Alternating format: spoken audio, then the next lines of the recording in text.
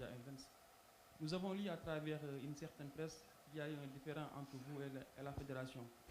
Je voudrais savoir si ce différend résulte de la publication du 11 de départ à des heures même avant le match. Bonjour. Parfois même je suis surpris de certaines choses, hein. Donc surtout quand c'est infondé. Donc voilà, moi aujourd'hui je ne suis pas dans ces détails. Je suis focus sur la CAN et je pense que la plus importante c'est la CAN et aussi les objectifs. Et voilà, nous on avance et des choses qui sortent comme ça, je ne sais pas d'où ça sort. Voilà, ben je ne veux même pas en commenter. Quelqu'un au micro? Allez-y.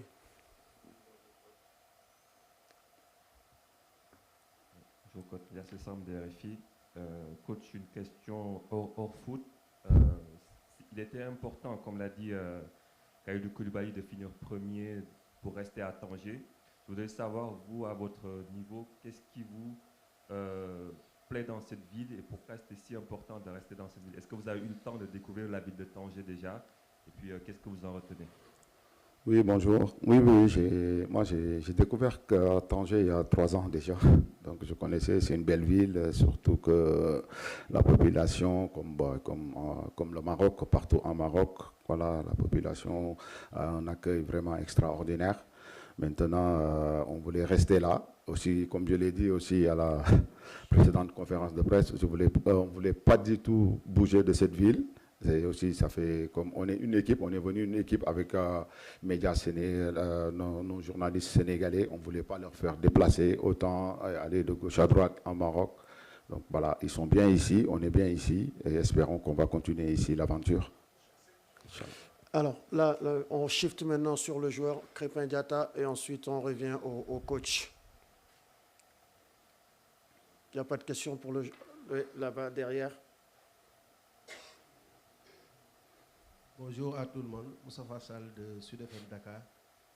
Bonjour Krépin. Vous, Krépin, en tant qu'arrière droit, pendant les 3 matchs, dès votre début dans cette équipe, dans ce poste, vous étiez plus offensif. Mais on vous a vu pendant les 3 matchs, vous n'avez pas pris le couloir. On ne vous a pas vu dans la zone de vérité, dans le dernier tiers.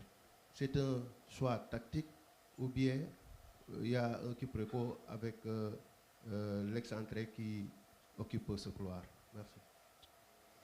Bonjour.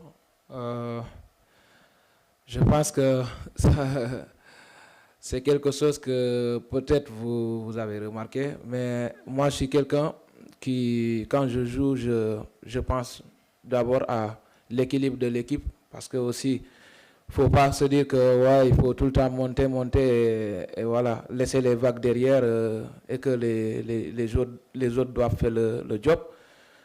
Parce que si tu regardes notre composition aussi, souvent moi de mon côté, j'ai un joueur qui est souvent sur la ligne et je ne vais pas aussi aller le trouver là-bas et essayer de faire des dédoublements. Moi, je le fais quand je sens que le football le demande.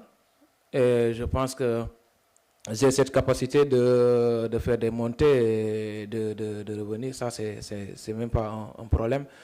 Mais dans le football, il faut toujours penser aussi à l'équilibre de l'équipe. Parce que, voilà, je pense que même si je n'ai pas fait beaucoup de dédoublements sur le match passé, mais quand il le faut et quand le football le demande, moi, je serai là. Donc ça, c'est pas un souci. Pour le joueur, allez-y, ici au milieu. Bonjour.